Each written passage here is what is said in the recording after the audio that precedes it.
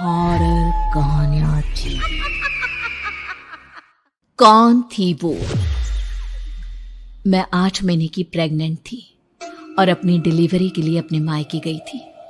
माँ ने मुझे फोन पर बताया, घर के पीछे की तरफ जो खाली जमीन थी ना, वहां पर एक नया कमरा बनवा लिया है।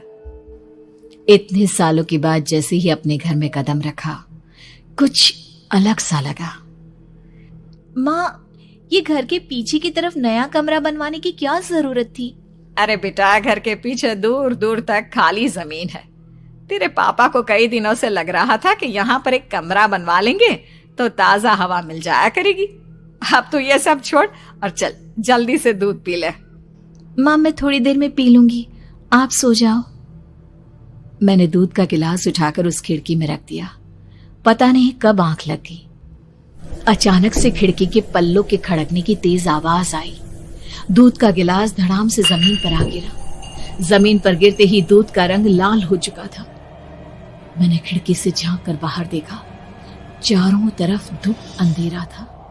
उस अंधेरे की तरफ से कुछ आवाजें आ रही थी, जैसे छोटे बच्चे आपस में खिलखिलाकर मस्ती कर रहे हो।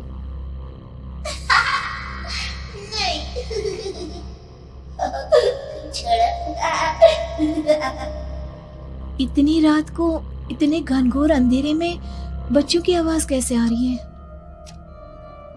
घड़ी में वक्त देखा तो ठीक 12 बजे थे।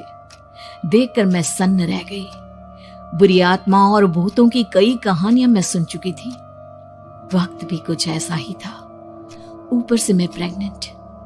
सुना था कि ऐसे वक्त में अक्सर बुरी आत्माएं औरतों का पीछा करती है, तो क्या मेरे पीछे भी? पसीने से तरबतर बड़ी मुश्किल से, जैसे कांपते हाथों से मैंने उस खिड़की को बंद किया। जल्दी से जल्दी उस कमरे से बाहर निकलकर माँ के पास जाने के बारे में सोचा, लेकिन जैसे ही दरवाजे की तरफ पलटी, लगा कोई साया हवा की स्पीड से दरवाजे के सामने से गुजर गया। मेरे गले में अटक कर रह गई। मैं जोर से चीख कर माँ को बुलाना चाहती थी, लेकिन वो आवाज खुद मेरे कानों तक नहीं पहुंच पा रही थी। तो माँ तक कैसे पहुंचती? खिड़की के पल्ले एक बार फिर तेज हवा के झोंके से धड़ाम करके खुल गया और पूरी ताकत से मैं चीख पड़ी। जानती थी मेरी चीख की आवाज सुनकर कुछ ही सेकंड में माँ वहां पहुंच जाएगी, लेकिन ऐसा कुछ हुआ ही नहीं। मेरा कलेजा डर के मारे फटा जा रहा था। आखिर माँ ने मेरी आवाज क्यों नहीं सुनी?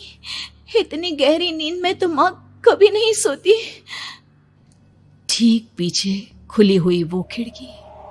मुझ में इतनी ताकत नहीं बची थी कि मैं पलटकर उस तरफ देख भी सकूं। हवा का एक सनसनाता हुआ झोंका उसी वक्त मेरे कानों से आकर टकराया। लगा जैसे किसी ने दबी हुई आवाज में धीरे से मुझसे कहा, चली जाओ यहाँ से। मैंने दोनों हाथ अपने कानों पर रख लिए और एक बार फिर ताकत लगाकर जोर से चीखने की कोशिश की। माँ! पापा! मेरी आवाज उस कमरे की दीवारों से टकराकर वापस मुझे ही सुनाई दे रही थी। जितनी ताकत के साथ मैंने चीखने की कोशिश की थी, कुछ ही देर बाद उससे कहीं ज्यादा तेज और दर्दनाक चीख मुझे सुनाई देने लगी। ये आवाज ठीक मेरे पीछे खिड़की से आ रही थी। वो आवाज मेरे कानों में पिघलते हुए लोहे की तरह गिर रही थी। उन आवाजों में हैवानियत थी। वो आवाजें किसी इंसान की नहीं है, इतना मैं समझ चुकी थी। कांप रहे हाथों से मैंने अंधेरे में कुछ ढूंढने की कोशिश की।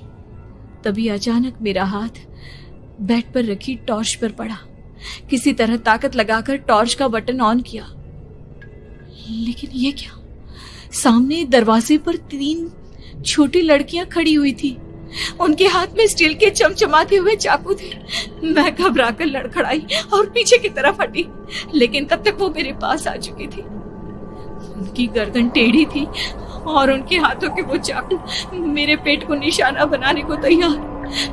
मैं जोर से चीखी, नहीं, छोड़ दो मेरे बच्चे को, मत मारो, मत मारो, छोड़ दो मेरे बच्चे को। सोनाली, क्या हुआ बेटा? तू इतनी डरी हुई क्यों है? उठ बेटा, क्या हुआ?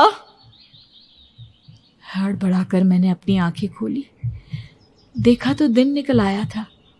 माँ मुझे जगा रही थी। मेरा चेहरा पूरा पसीने से लथपथ था। क्या हुआ बेटा, तुमने कोई बुरा सपना देखा क्या? मैं अभी तक अपने पूरे होश में नहीं थी। वो मेरे बच्चे को मार देगी माँ। वो लड़की मेरे बच्चे को। मैंने घबराकर अपने पेट को छुआ। सब कुछ ठीक था। और वो दूध जो रात को यहाँ पर गिर गया था, उसका रंग लाल हो गया था। माँ ने हंसते हुए दूध का गिलास मुझे दिखाया। तुमने दूध पिया ही नहीं, पूरा का पूरा ऐसे ही रखा हुआ है। तुमसे कहा था ना सोनाली, सेहत के लिए लापरवाही ठीक नहीं बेटा। लेकिन मैंने तो सब कुछ अपनी खुली आंखों से देखा था। ये सपना कैसे हो सकता है?